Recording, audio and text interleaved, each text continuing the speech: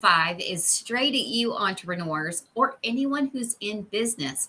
Maybe you go to a job that stresses you out, or maybe you're trying to build with a side hustle, or maybe what some people might consider a side hustle is your main hustle.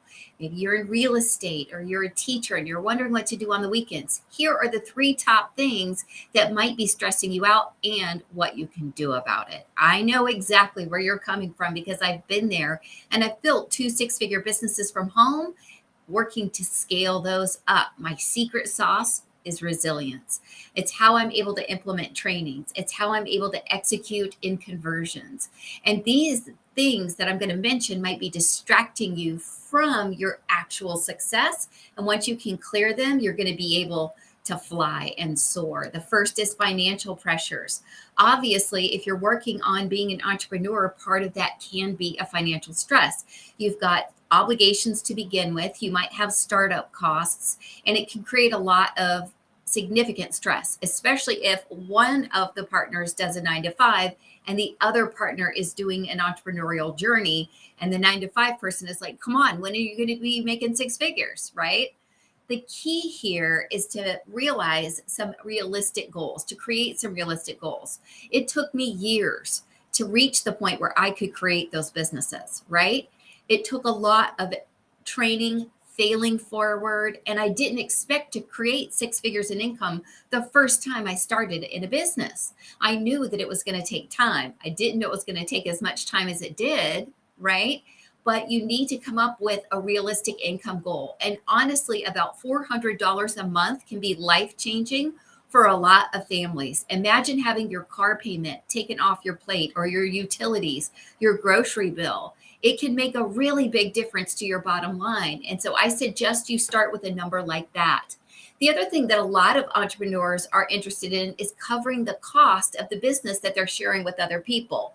In Young Living, I almost never have to pay anything for any of my products because my check covers those. And for us, that means all of our wellness supplies, all of our cleaning supplies, all of our supplements, all of our health drinks, tons of stuff that's covered, which is amazing. It helps us take out expenses that we would have been spending out of our budget, and we make money on top of that. So try to also be thoughtful about, what am I actually covering here? Maybe you're covering a lot more than you think. It's just not exactly in cash rolling in yet, but make a realistic goal. The other thing is, you've got to be soft with yourself, gentle with yourself. There are going to be ups and downs. Every business is cyclical, right? So if you get to that $400 a month mark, first, congratulations, that's amazing. But don't be disappointed if you fall back to 3 or even 2 and then bump up to 5. Maybe the summer's slow for you. Maybe it's busy in the summer for you and the fall is slow for you, but you're going to have cycles. So unlike a regular 9 to 5 job where you feel like you can depend on that money coming in every month, being an entrepreneur, you need to build in some more flexibility and budget in some thought about your expenses as well as your income. Next is going to be that work-life balance. This can be really difficult because the whole idea that you could just push a little harder and you would grow a little faster seems logical. Unfortunately, that's often not the case. Sometimes it's the people that are working the hardest, that seem the most earnest, that turn people off. When you're too eager, when you're too needy, when you're too thoughtful about yourself and your own income, that's not the way to run a business. You need to be thinking about the customer, which is hard when you're trying to cover your bills, right? But there's also the whole idea of, maybe you do events with your business. And so you're doing events in the evening or on the weekends. Maybe you've got team retreats, or your business requires travel, right? All of this is potentially taking away from the life that you're building this income for. And so my tips to you here are to set office hours, to set a schedule. This is going to help you in a couple of different ways. The first thing it's going to do is it's going to really encourage your consistency. And we all know that's one of the critical aspects of being an entrepreneur. If you decide to do your business 1 month and then take the next 2 months off, you're not going to see the growth or income that you want to see. But if you set specific work hours, even if it's 4 hours a day, I'm not saying grind, right? That's the opposite of what I'm saying. If you set your work hours and say from 8 to noon every single day, or from 7 p.m. to 11 p.m. every night, I'm going to be doing my business. It will transform your progress. I'm not talking about training. I'm not talking about busy work. I'm not talking about graphics. I'm not talking about all the weeds that some people get lost in. I'm talking about income producing activity, focused work for 4 hours a day. And that's going to change everything for you. The other thing there is that there will be times in your business that are busier. And my advice to you there is to get buy-in from the family or the friends or the community that you're working with.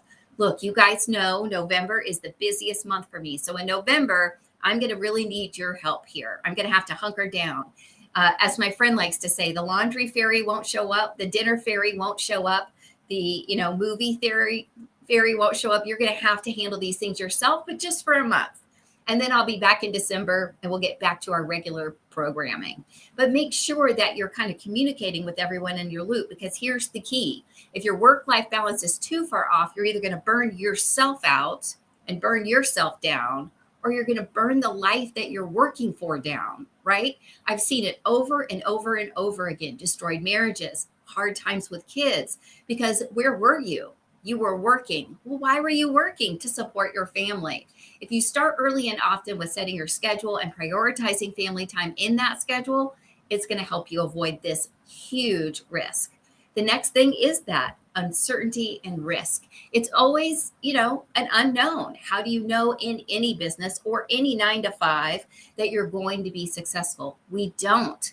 And so you're going to have to find a way to mitigate that risk. And my general advice is not to risk anything that you can't lose.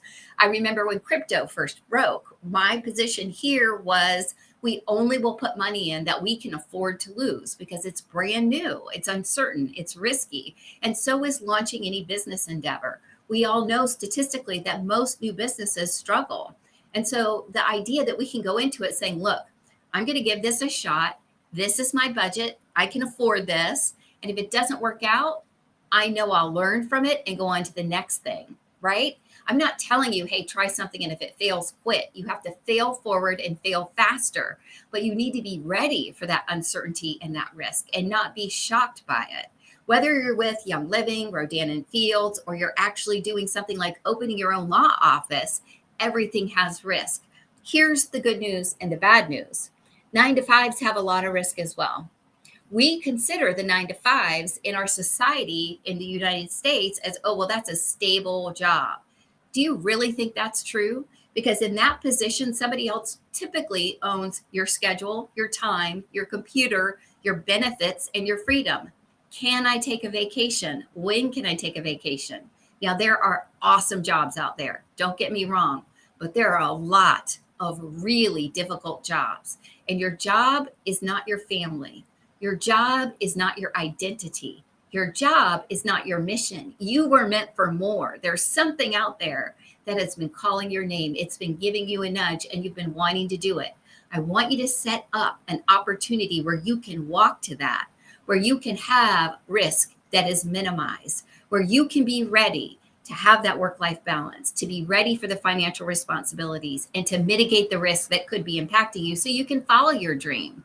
I'm going to tell you the number one reason I see most entrepreneurs struggling, and the reason I struggled for so long, and that is a lack of resilience.